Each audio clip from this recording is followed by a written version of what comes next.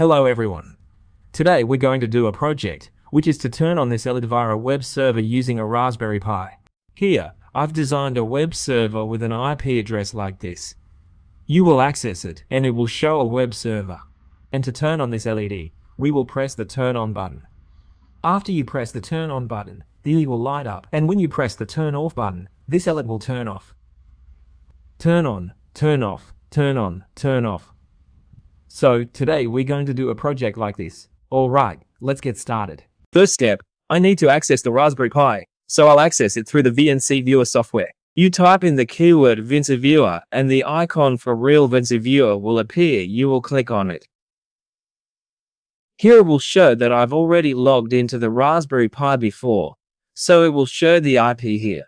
You will access the Raspberry Pi using the correct IP address of your Raspberry Pi. Then, you click on this. After you click on it, the Raspberry Pi will show an interface like this. In an interface like this, open the terminal on the Raspberry Pi for me. Then, copy the file. Copy the command line in the section below the comment. Paste it in here. This syntax will install the Python 3 GPR0 package so we can communicate with the Raspberry Pi's GPR. And after GPR0 is installed, we will create a Python file to code the web server. So, you enter the command as follows, nano, and you name the web server file. I'll name it lo1 web server. Press enter. So when you press enter, it will go into the code interface of this lex1 webserver.py, this py file. Alright, so you'll copy the line of code for me. This is the web server code line, so you will code and paste it in.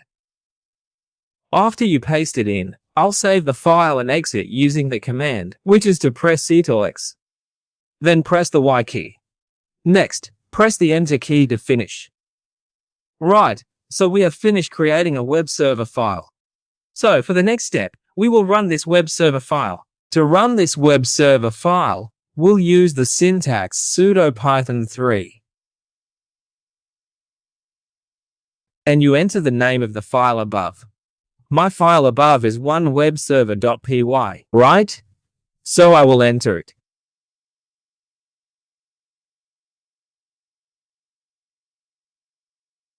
After you've finished entering it, our program is already running, and I will access the web server via the Raspberry Pi's IP address.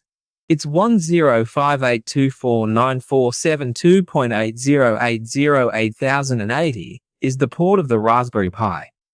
Now, we can access it using a phone or a computer. I'll access it with a computer now to make it quicker. So, you open the Raspberry Pi.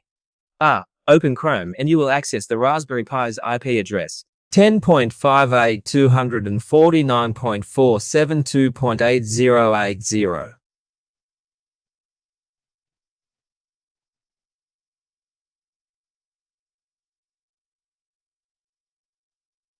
Alright, after you access this IP address, it will show us a web server interface.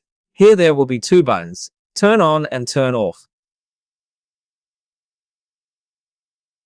So you can see that when I press the turn on button, the light turns on. And when I press the turn off button, the light turns off. Turn on, turn off, turn on, turn off. And you'll notice that when I press the turn on and turn off buttons, the Raspberry Pi's terminal also shows updated information for this web server.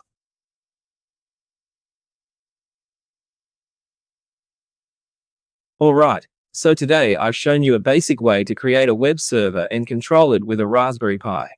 You can edit this code file, this HTML file, to be the file you want. Here I've only written a simple web server using HTML. You can write something more complex, add other conditions to make it more robust and better. Alright, I'll end this video here. Thanks for watching.